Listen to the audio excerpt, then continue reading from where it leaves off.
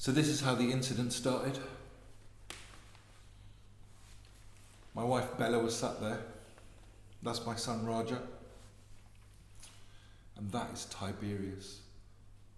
He's their mother's partner. She's the mother-in-law, Dottie. And you, well, you're Heidi. You're my sister-in-law. I've had enough of him. Dovram, where are you? You said you'd be here. You can't just expect me to look after her by myself all day. You said... Steve, I don't think you get it. Tiberius is a dick, yes, but this is not about him. Dovram told me to fuck off. Calm down. Calm down? You always tell me to calm down. They attacked our son. I didn't see anything. What, just because you didn't see it means it didn't happen? No. It was just a disproportionate reaction. You were upset, Mum. Disproportionate to what? Roger being attacked? Like you always say that as well. What do you want me to do? Just smile while they fuck me up the arse? Dovram, calm down. And why did you have to have a go at Heidi? Why could she just not marry a nice Christian man? Good values. He's not getting away with that. With what? That, calling me a racist. Well, That's scum. But this is your fault. you take that back. At least she tells me to my face what she thinks of me. Like Heidi's just as bad. Your beef is with Tiberius. You didn't have to bring my family into it. 5 years, Bella. 5 years I've had to put up with their shit. I'm not doing that anymore. He was the one that shouted. Look, I don't want anger like that around Savvy, okay? She notices it. Mum won't have anything to do with him now, and it's his fault. But Bella won't even do anything for me now. Great. No, look. I don't care if he was defending his fucking son. He made me look like a fucking idiot in front of Mum and just created this situation that is not helpful. If you had brought her up like a proper, normal, decent human being, then we wouldn't have to tolerate that overweight sack of shit in our midst. It is none of your business how I brought my children up. How dare you? You are not their father. Mum and Tiberius are coming to babysit next week. Don't go saying shit like that or else they won't come. Yes, it is what matters. No matter what, she's my mum.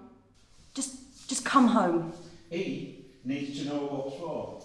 We didn't work hard all these years to have that lot come over here and take over like they own the place. And then go around stabbing children. You need to write him a letter. Oh yeah, that'll do it. Mass deportation now.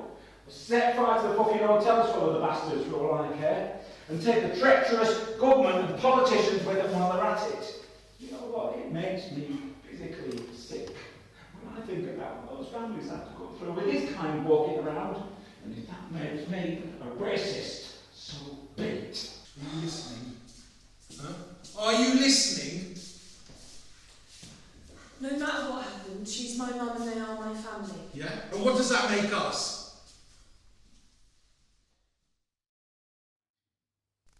So that's what happened. That's how the incident ended. So what did you think? You all saw that, right, from your point of view. So what was your experience there? What are your thoughts? Well, I'd like to answer 3 questions for you. 1, who am I, right? 2, why are you here? And 3, what is this? So I am Dharam Singh Banerjee. I'm a Sikh, a turban wearing Sikh. So second question, what is this? Well, this is an experiment, really. What we're trying to create here is an empathy machine. The idea is to sort of have a safe space where we can explore difficult questions in a playful and interesting and thought-provoking way. And the third question, well, why are you here? Come with us, join us at the table, sit wherever you want to be part of us, because it's not just my story, it's not just their story, it's our story. And so a few months later, I decided to text Steve. Now Steve is a cocky little shit, right? He's one of those pretty boys who thinks the whole world revolves around him. In fact, you know, I went drinking with him once, and this was before all of this stuff happened. And he said about his own wife, if it was to her advantage, she would sell me down the river too. It says everything about him, doesn't it? And everything about her. And it's really interesting. The more I sort of wanted to communicate, no one was talking to me. These guys were ignoring me, and Bella, like why? Like maybe I didn't have a point. Maybe I was shouting too much. Maybe I shouldn't have done what I did. But maybe, just maybe, there was some truth to what I was doing. You know, I had a therapist, and I talked to him about all of this stuff. And he said something which always stuck with me. He said that we all wear masks, and the masks that we wear, especially if we have trauma, is so big and so prominent that we forget it's there, and we forget to question why, we forget to ask why. And then he said something which reminded me of that 6-year-old version of myself. He said that when something happens to you when you're a child, you think that people wear masks which are you. It's like you shouting at yourself, you telling yourself that you're wrong. And you become so insecure because you don't realise what that mask does to you. So you forget to see the world for what it actually is and just judge from a point of reaction. So I had to know, right? So I texted them. So I take it you don't want to have a chat then about what happened. For God's sake. To be honest, I'm trying not to get involved. Until you've spoken to Dot, nothing will change.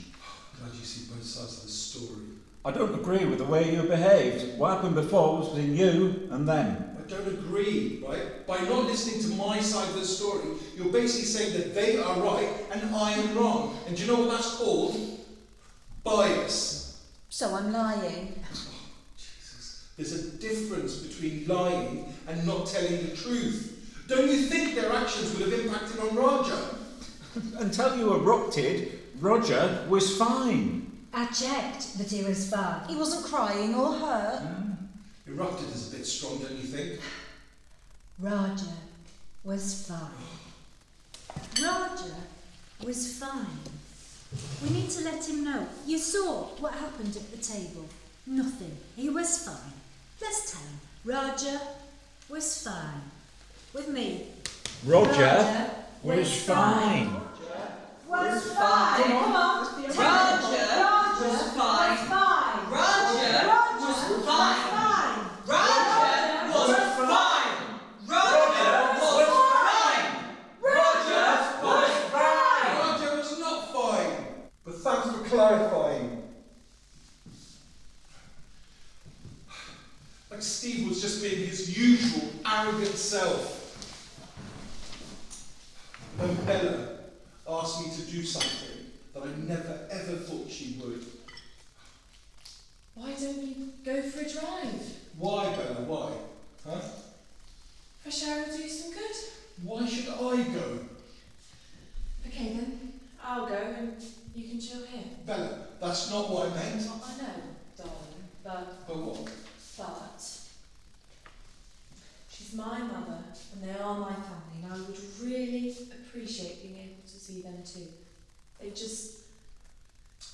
They don't want you around after what happened. I just want to see my mum. So let me get this right? Even though it's my house. Our house. And yes, it is unfair. But I don't see them the way you do. Look, if you're not going to leave, at least let Raja see it. Bella, she's complicit, okay? She egged Tiberius on. You were rude to my mother. Oh, what? So that's okay, right? But me defending my son is not. Darling, you raised your voice like you're doing now. You will not get me to side with you against my wife and her mum. I'm trying quite hard to sit on the fence and not get involved. It's a pretty one-sided fence. Everybody in that room witnessed your anger and aggression. The kids didn't understand that it wasn't directed at them. 4 months ago, right? 4 months ago, that old man and that old woman berated my son, Raja, for misbehaving, even though Savannah was doing exactly the same thing. How is that fair? Should I just ignore that? Do you know, added to the years of racist attitudes and abuse from them, I'm just sick of it. I'm not sure why, This has become about racism and race. Oh, great. Said the white man with no lived experience of being in my shoes or knowing what it's like to be me. You know, they just don't like the fact that I'm different. Like, why is it not okay to be different? It is possible that they just don't like you.